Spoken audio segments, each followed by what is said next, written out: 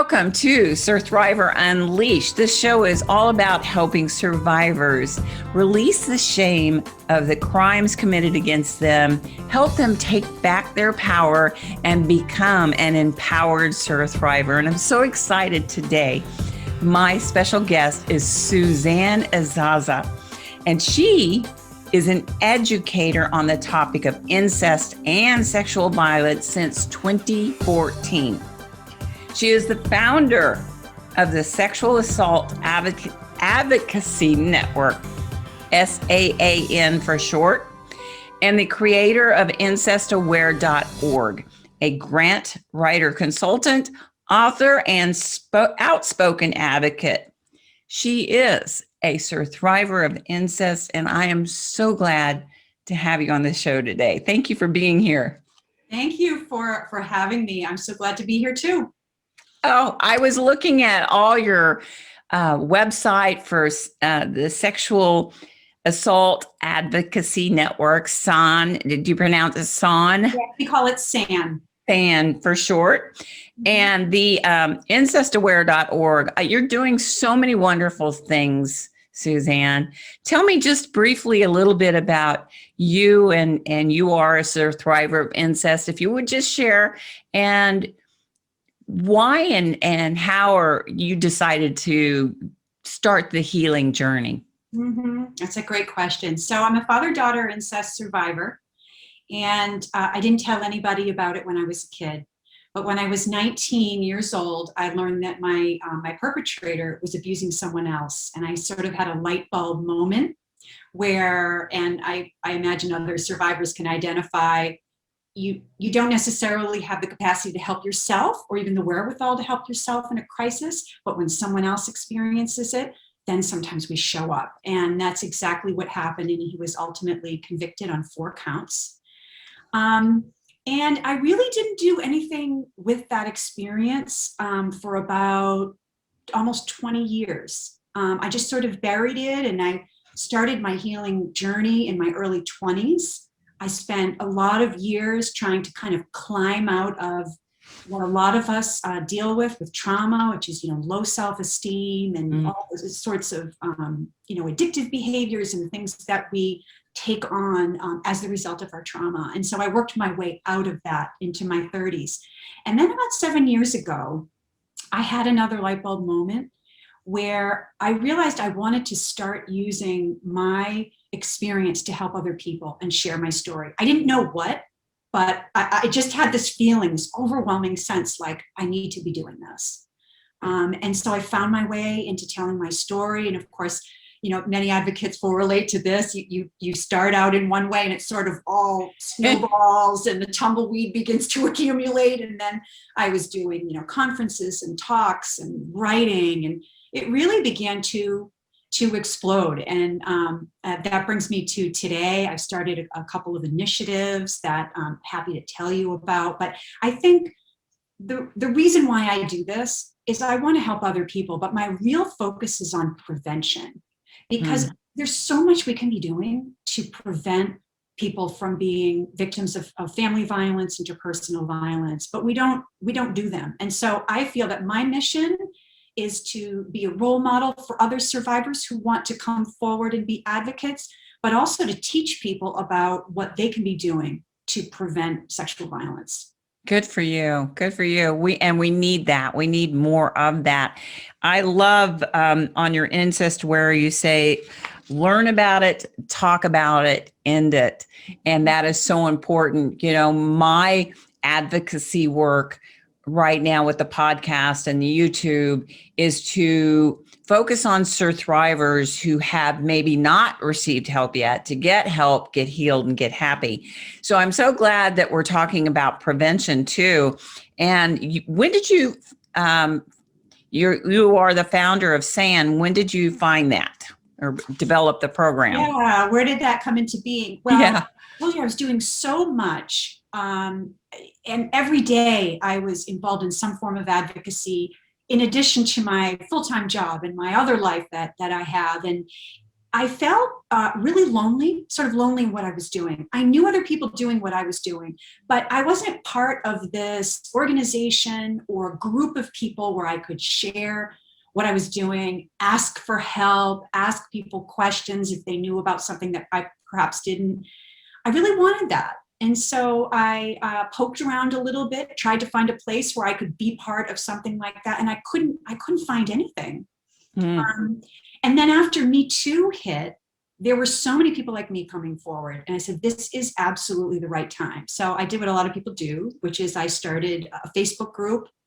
And Raina, I figured 25, 50 people will just all chat. We'll get to know each other, inspire each other.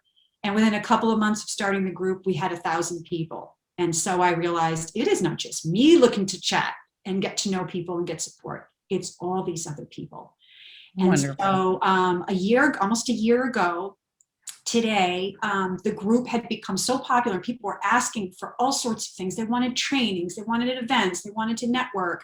And so I gathered about 12 people together and we had Zoom meetings like, we're talking now, and asked ourselves, should we create an organization? Should we is this big enough and worth it? And we all said yes. And so we created an organization out of it. And the website for that is sancommunity.org if anyone's interested in checking it out.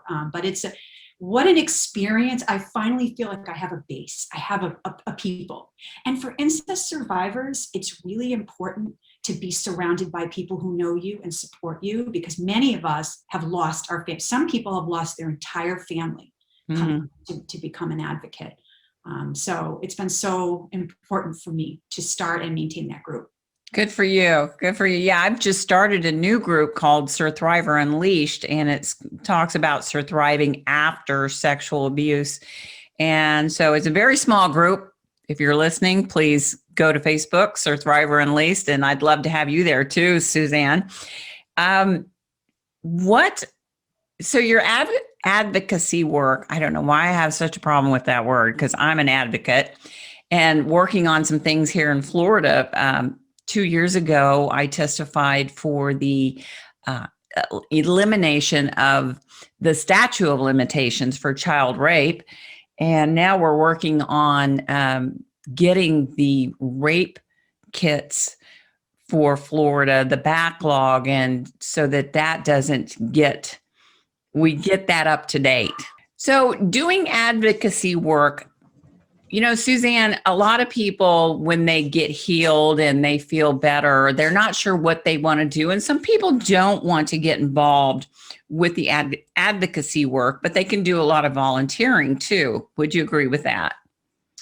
I do. And, the more I do this work, the more I realize that there's subtle and sometimes blatant pressure put on survivors of trauma to sort of carry a movement forward, to be public. I mean, I've had many people say, I'm sorry, I just don't want to share my story in public.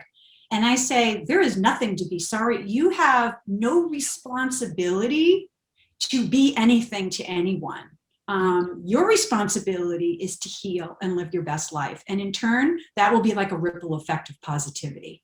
So I don't think anyone has to do that. But what I find with many people is that it helps release something inside of them, because particularly for incest survivors and other child survivors, the pressure that's put on you not to share, the shame that is placed on you by the perpetrators is something you carry. And as you age, you think, oh, I'd age out of this and I'd bloom and put that all behind me. But no, we often don't. And so telling a story is like telling the world, I'm no longer going to be held in chains. And so I encourage people to do it, but they have to feel it's right. They shouldn't push themselves into it at all. It's got to feel organic and feel like something that will bring them to an even better place. That's a great point. Absolutely great point, because everybody's healing is completely different. And I know with my TEDx talk, when I talked about my memoir, His Puppet No More, and I had a friend design the cover, and he was so excited. He told his mother, and then he told her about what my memoir was going to be. And she was in her 70s and started crying and said, that happened to me too. But she finally told her story to her son and then her doctor. and her migraine headaches started going away that she had had for years.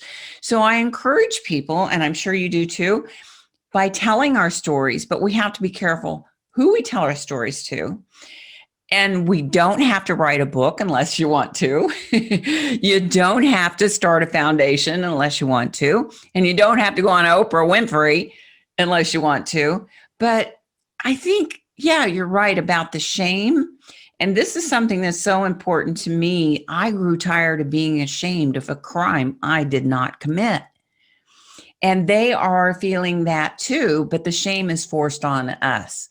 And then, you know, we are the ones responsible for fixing what they broke, is what I like to say. Yeah. And that's different for everybody. So I'm glad that you brought that up, because we shouldn't force them to, one, we shouldn't force them to remain silent.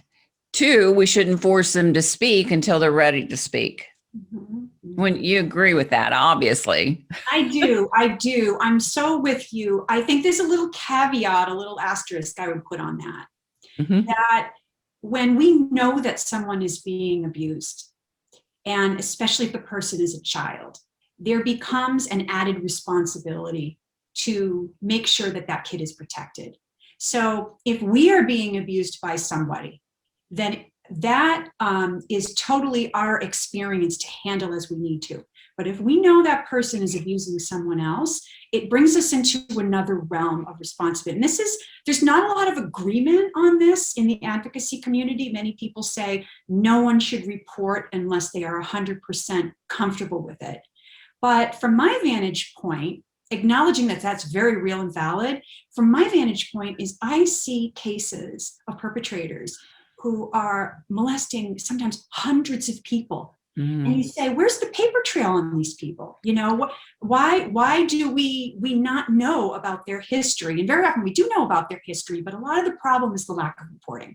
So if people do report, and you don't always have to report to a police officer, you can report to someone you know, you can report to your employer. I mean, wherever, as long as you let that secret out and you tell someone who will in turn carry it forward for you, that is the highest calling especially when a child is being abused. And many, you know, in my case, you know, my mother never acknowledged what was happening.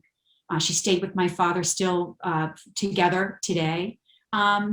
And I really wish that she had had the sort of information that we have today and resources, because I really think that she didn't feel that she had the ability to do anything about it.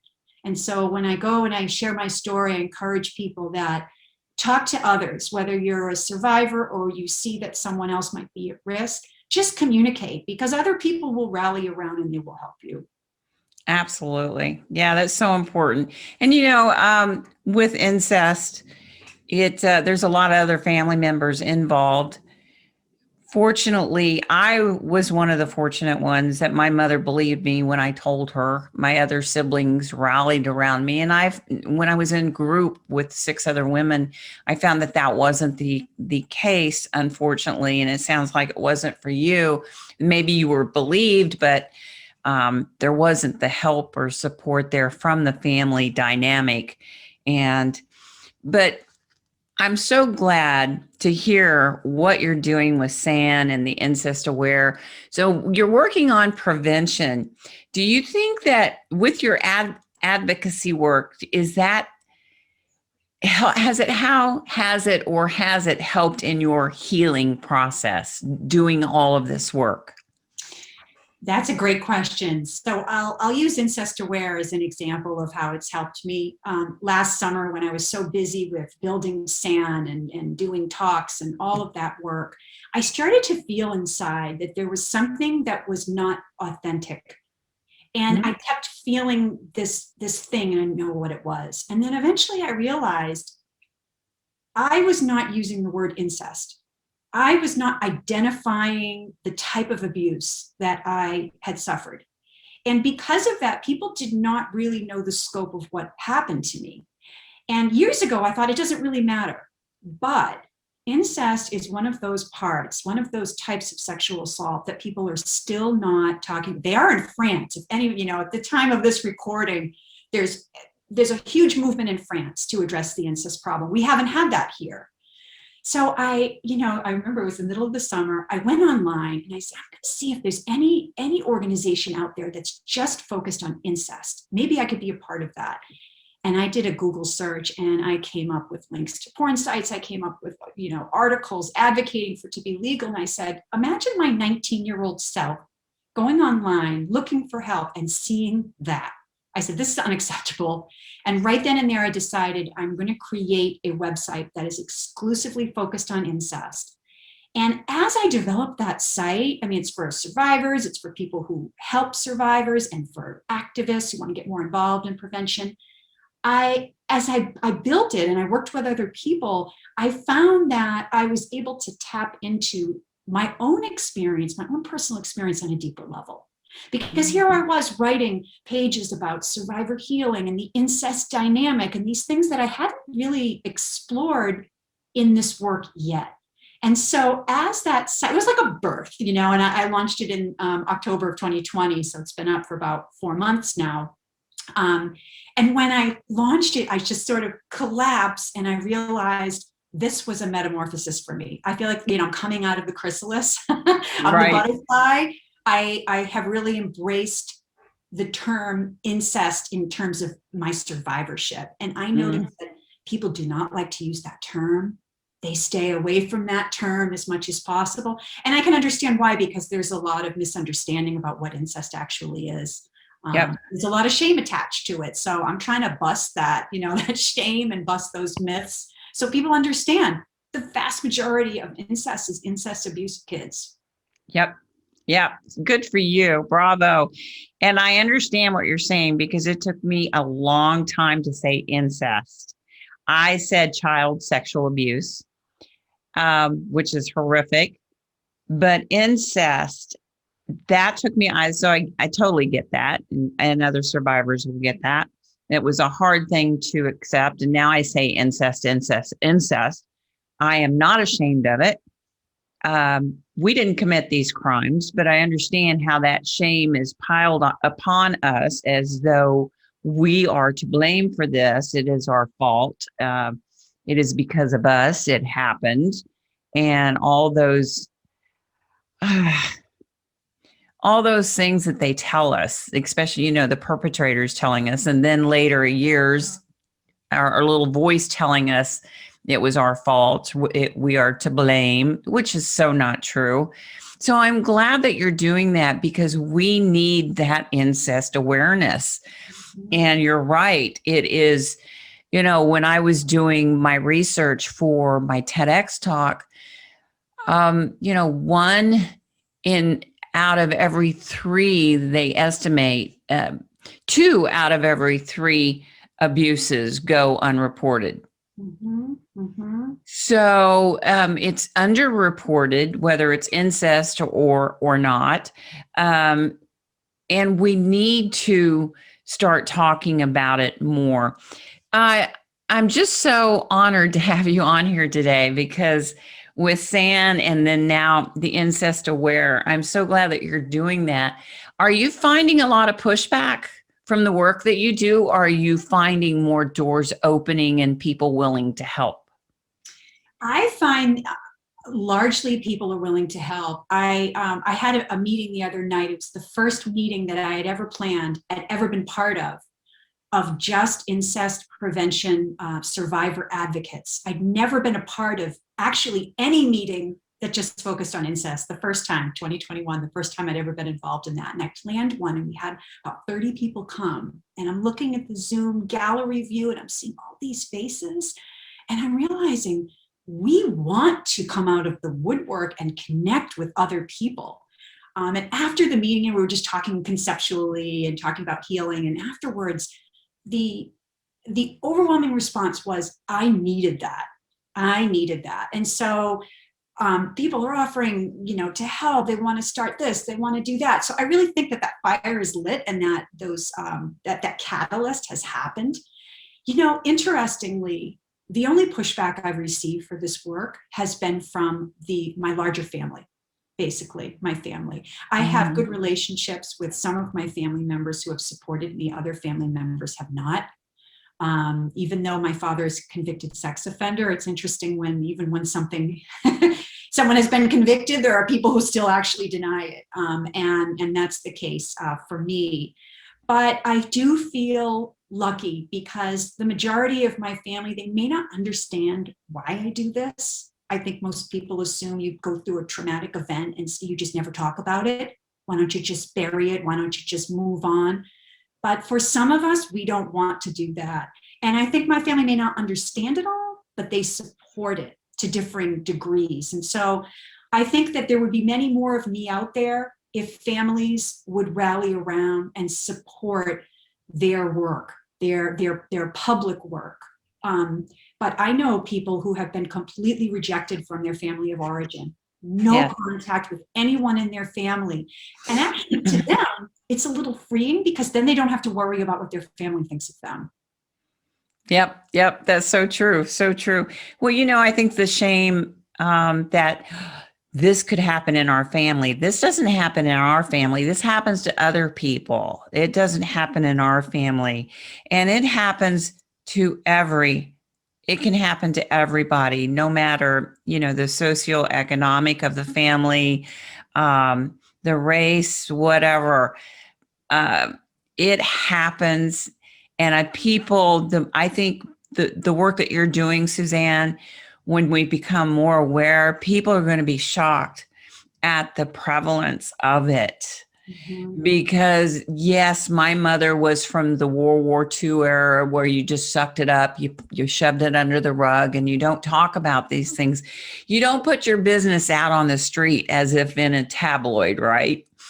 And nowadays we are talking about it. And I think the help of the internet with the Me Too movement, and you may have experienced this too, but I saw a lot of people on my Facebook feed and my Twitter feed, hashtag Me Too, hashtag Me Too. And then it was incest and Me Too, or it was a coach, a music teacher.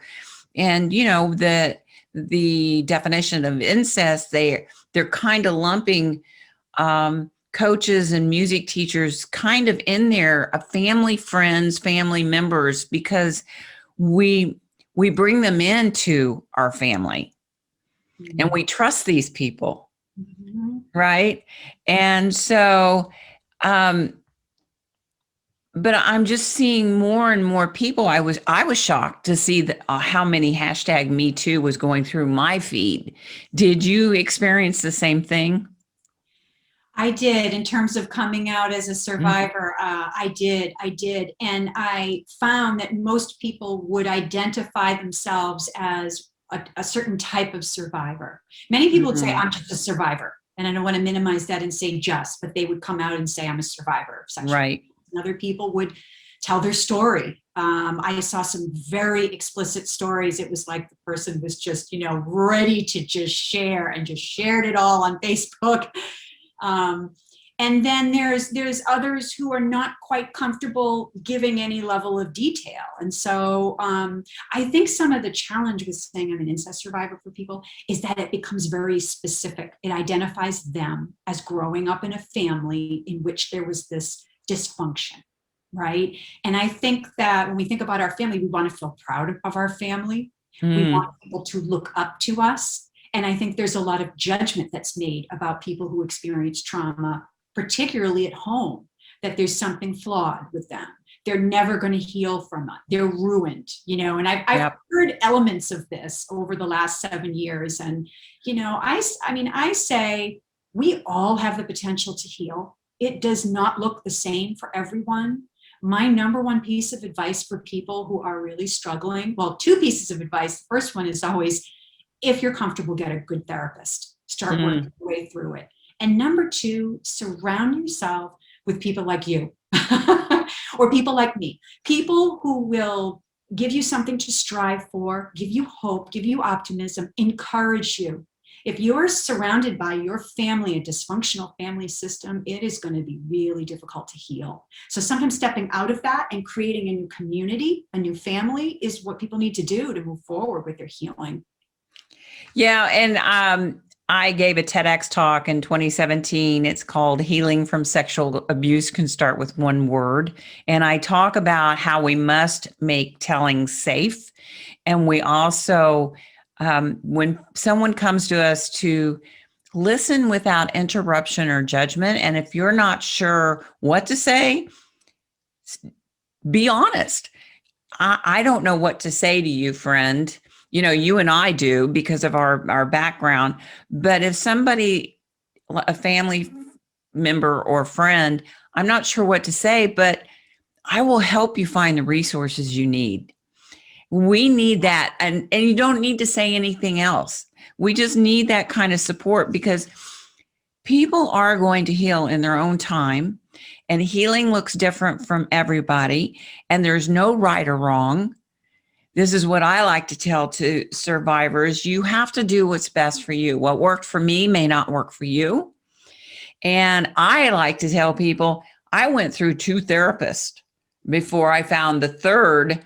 And it was a group with 2 therapists, a male and a female therapist, and 6 other women in this group. And I absolutely adored. And I was in there for about 2 years. So I think that's important too, Suzanne. You'd probably agree with this. Mm-hmm. That if you go to somebody and do ask for therapy and get into it, if you're not comfortable with that therapist, find somebody else. Because this isn't about offending the therapist. This is about you and getting the correct help that you need to help you move forward. That is completely, that's so spot on. To your earlier point about not knowing what to say, I think we are often afraid. We don't know how to respond, particularly with a kid, if a child comes to us.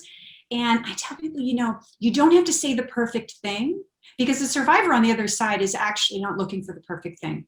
What do we want to hear when we disclose? I believe you. Because what is the thing that most people hear or have historically when they've come forward against Harvey Weinstein, Larry Nassar, this person abused me? What do people often say? I don't believe you. So we say, I believe you. I'm so sorry that happened. You didn't deserve it. It's not your fault. Nothing you did brought it on. I am going to be here every step of the way to help you. So even if you can write those words down and remember them, versions of that will help bring out the support that the person needs, right? Because they don't need a quick fix. Chances are what a survivor is looking for is some validation and sometimes a hand, and just to know that somebody understands them and validates what they've been through. Because so many times, many times people, incest survivors and other survivors, come forward and multiple people don't believe them, or some people don't help them. Sometimes kids are not helped. And so really important that we suspect something's going on, that we ask, and if we learn something's going on, that we reinforce, you did nothing wrong, I'm going to help you. Absolutely. Absolutely. And like you said, survivors want to be heard. They need to get it out. They need to speak it. Not like they have to say it over and over. Some people do. Some people are never going to shut up, like you and I, thank goodness, doing our work. But we want to be validated. And when I went on Oprah in 2009, people think I'm crazy, but for 2 years before I went on Oprah, I just knew I was going to be on her show. I didn't know how or when or what it looked like. I just knew that I was going to be on the show. And I know now why. It's because I wanted to share my story. I knew that I wasn't alone, but I didn't know how to reach out for those other survivors. And I wanted to be heard, and I wanted to be validated, because I know that Oprah is a survivor too. And so being able to share our stories, we need that validation that it's not our fault, that we want to be believed. And so I'm so thrilled to have you here today with the work that you're doing. And, Can you share a couple of things of maybe what you did to help you through your healing process that some other survivors may be able to, it may be able to help them? Sure. You know, every journey's different.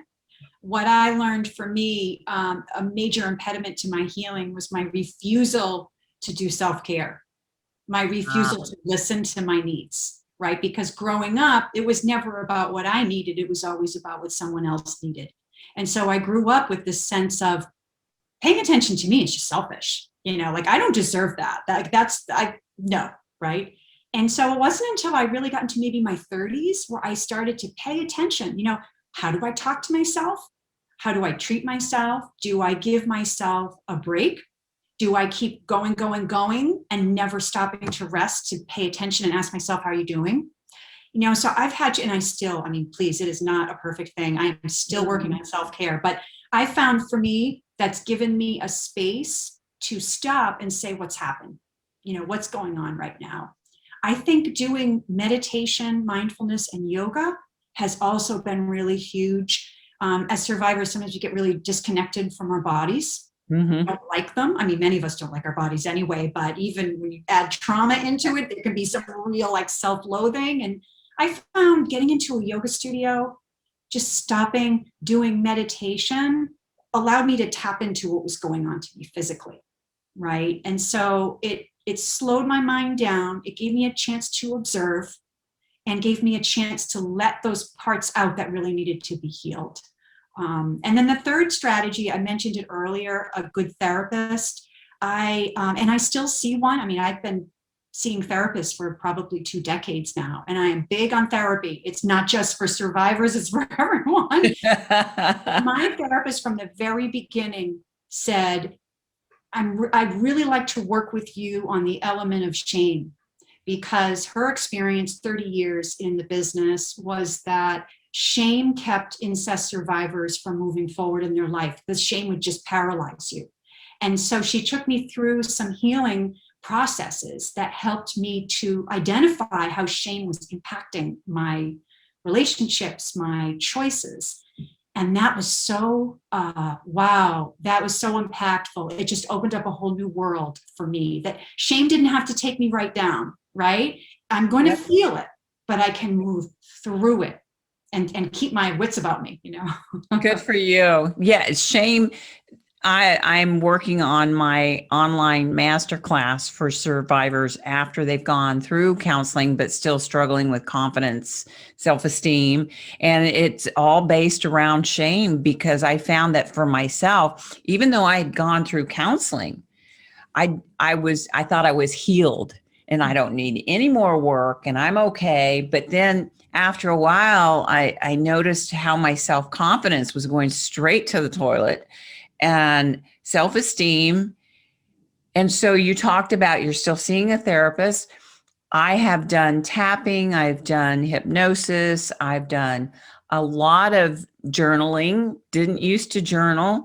I affirmations. So there's a lot of things that I'm putting into my program, and it's called sur-THRIVING After Sexual Abuse, because we do need to continue with the self-care, as you talked about. And self-care is not selfish, which we hear that a lot nowadays. Self-care is not selfish, but we don't feel worthy of that self-care. And we didn't for a long time. And I like what you said about being disconnected from our bodies too. A lot of people do start yoga or writing therapy, talk therapy, group therapy. Try anything and everything Mm-hmm. and just keep going.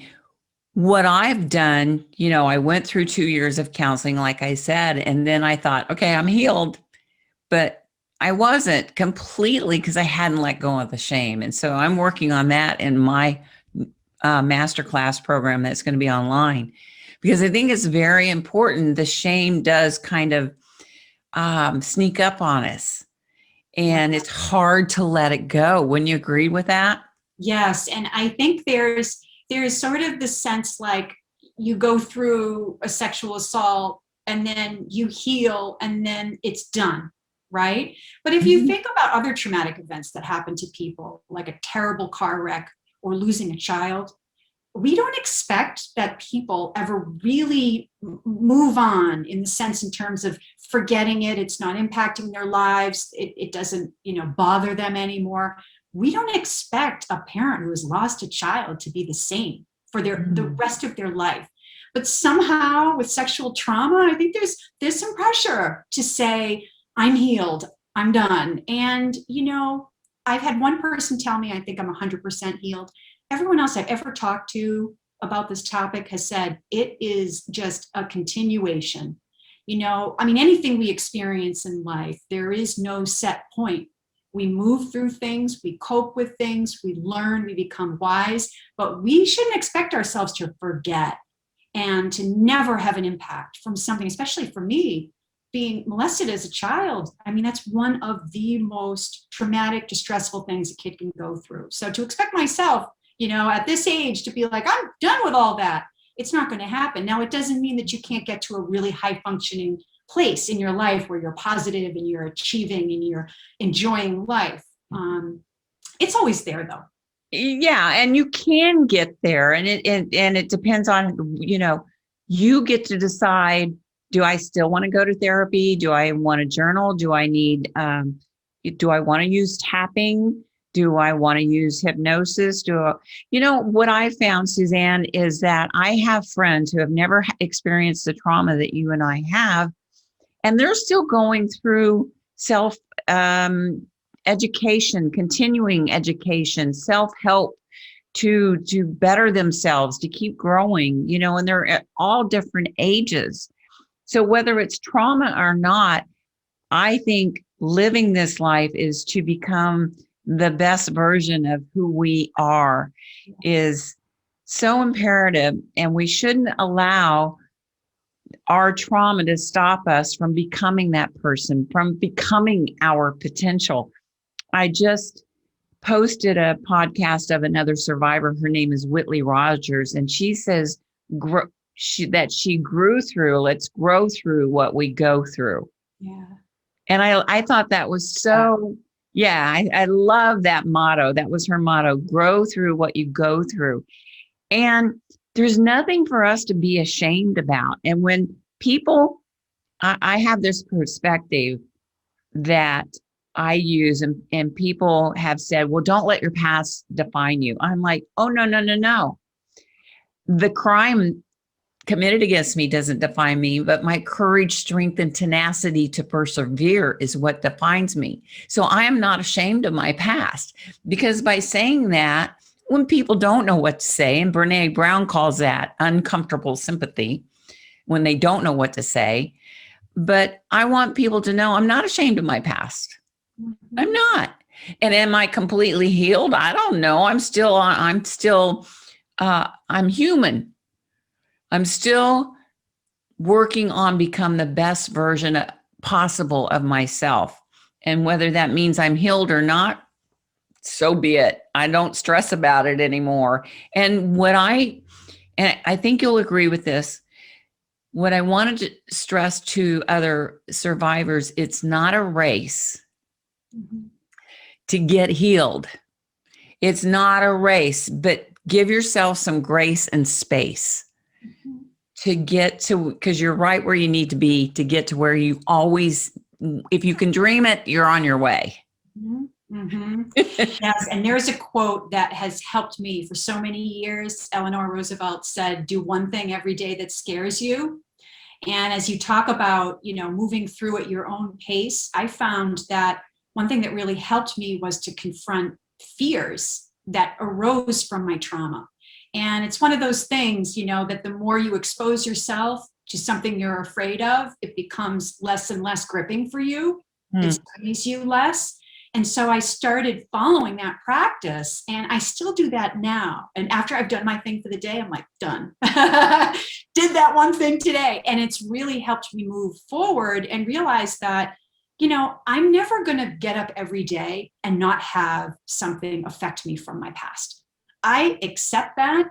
That is fine. There's no need for me to be perfect every day. But what I want to do is I want to continue to challenge myself every day to do what you're saying, be that best person, be, the best version of yourself that you can. And also to accomplish the things, to do the things in my life that I want to do. And for some people, that's find a partner, find an intimate partner. Many times survivor, we don't talk about that a lot, and we really should. That's a whole show for you right there, Raina. That's a whole show, definitely. Sexual intimacy post, assault, that for some people, actually having a successful romantic relationship is the number one thing that they're facing. And so we all have those things that we face, right? Yeah. Small steps, and dealing with those fears on a small level every day, I think bring us to the point we want to be. Yes. Yeah, absolutely. But all right. So Suzanne, can you share one thing or maybe a couple of different things? If you find yourself, you talked about getting out of bed and you're not perfect every day, and it's not supposed to be perfect every day. We are human. If you find yourself slipping back, what do you do to maybe acknowledge that and pull yourself back out of that and then, regroup and head down that positive road? Oh God, that happens more times than I even want to admit right here on this podcast. And if you talk to my partner, they would tell you that, oh yeah, she's constantly slipping back. I think first and foremost, self-compassion, man. I mean, self-love, acknowledging that this is part of the road. This isn't a failure. This isn't weird and unusual. This is what everyone goes through. We're always slipping back. And actually, sometimes I think that helps with moving forward, just to acknowledge that you're not a failure. Because I think especially for people who are high achieving types and really want to go out into the world and be somebody and do something, trauma gets in the way of that. I mean, every major decision I've made in my life, Raina, has been impacted by my abuse. I had so many dreams for myself that I never accomplished because I just didn't, I couldn't, I had substance abuse and just self-loathing and all sorts of destructive behaviors. I just couldn't get there, right? But having the self-compassion, that self-love, it's fine. I'm going to stay here. I'm in a lull. It's good. What do I need to get through it? How do I examine it? What's happening? Because sometimes it's something that just triggers. I mean, you could be out at a supermarket and someone does or says something, and all of a sudden for days, you're in a tizzy. It can set you off. And so stopping and exploring that, my therapist says, no judgment, just curiosity. No judgment, just curiosity. Be curious. I like that. What's happening, Suzanne? Why are you doing this, or why are you feeling this way? No judgment. And I tell you, in the past, sometimes I would be caught in this cycle of beating myself up.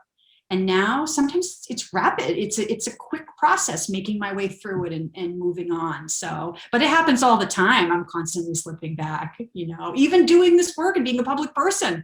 Right. It's the same for you, or you think here I am, a public person. I should, I should be beyond this. No. And everybody thinks, because of what you're doing. And I have the podcast, the YouTube, and I'm putting this online program together, and I speak and I teach. I'm not perfect, and I have my days where I don't want to get out of bed, and I'm with you. And I think this is a great point that you brought up, Suzanne. We shouldn't beat ourselves up. Acknowledge where we are, give ourselves some grace and space, and don't beat yourself up.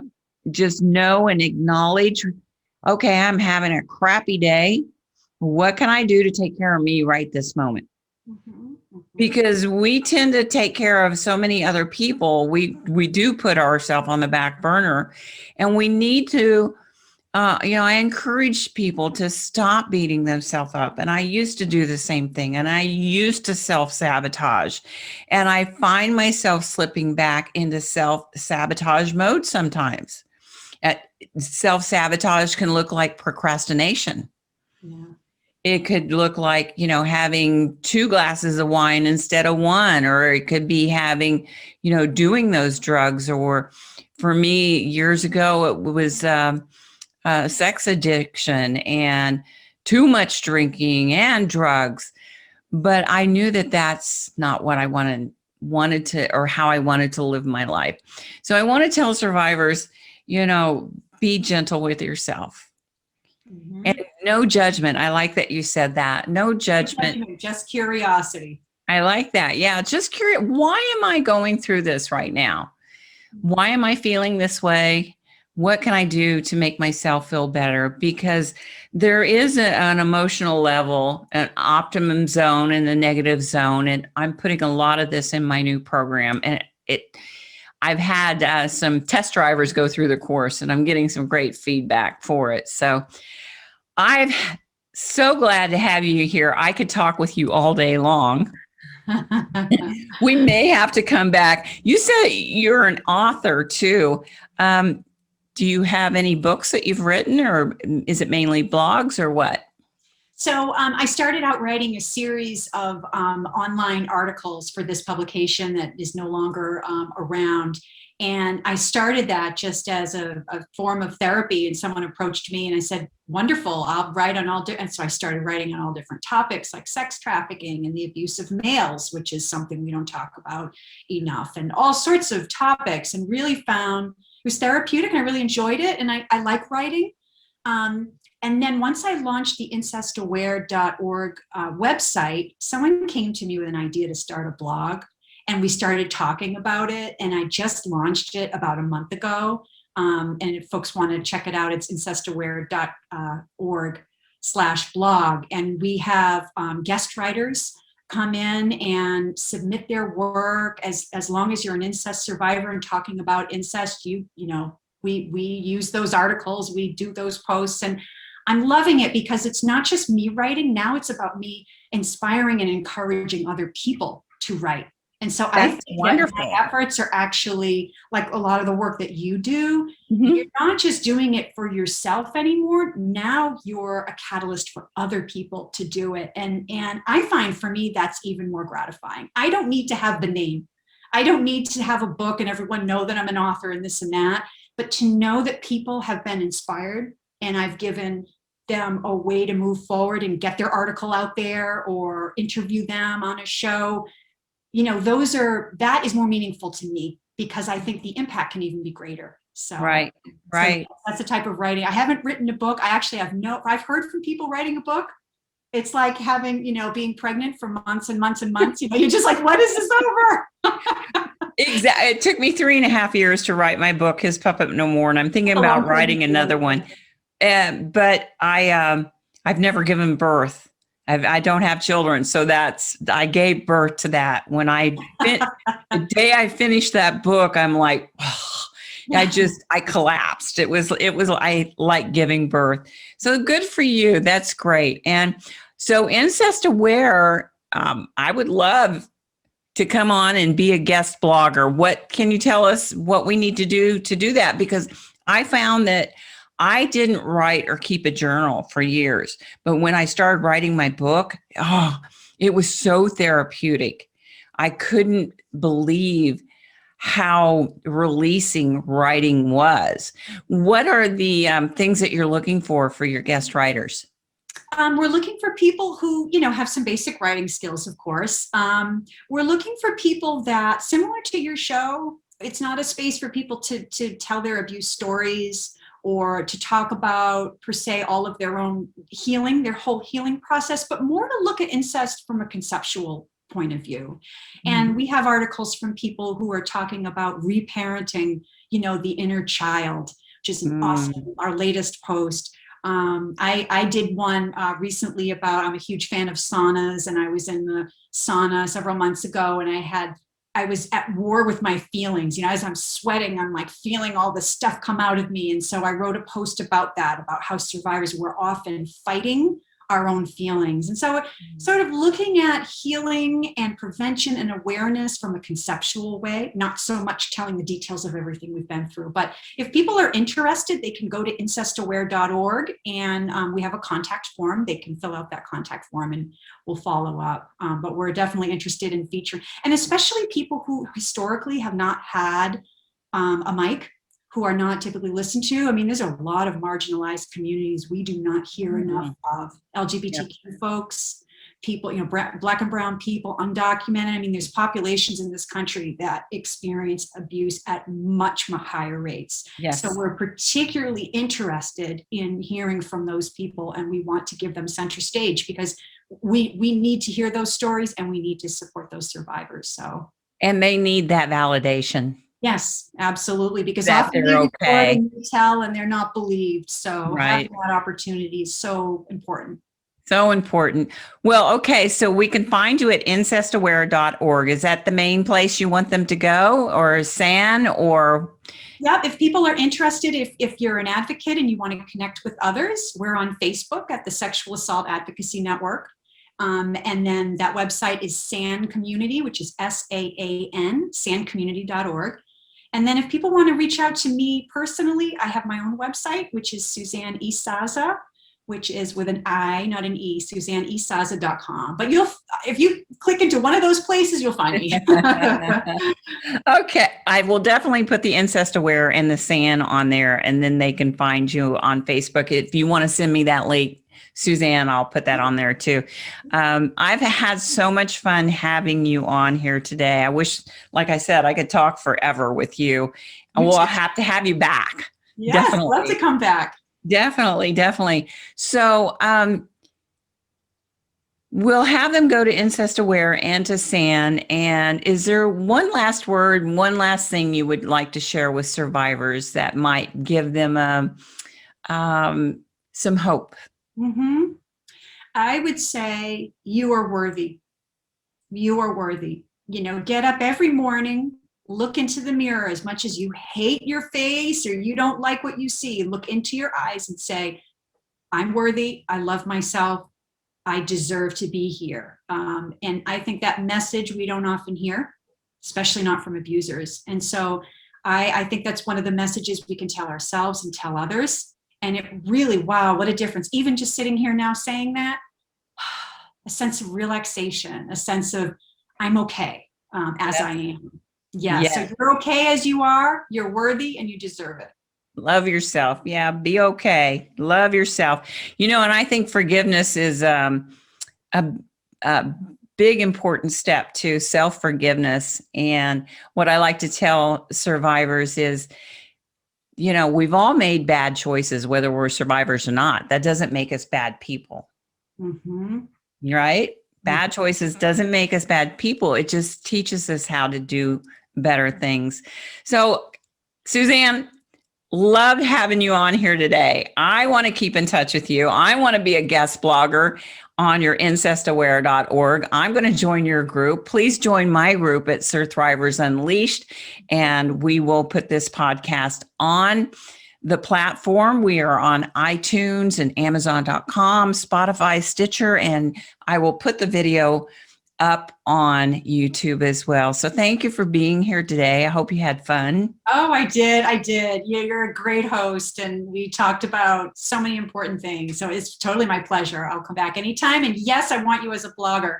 Yes. Yay. All right, good. Thanks so much. Well, thank you. And listener, thank you for tuning in today. And until next time, I wish you peace, love, and ciao for now. And that's a wrap. Yay! Great show. You're so much fun.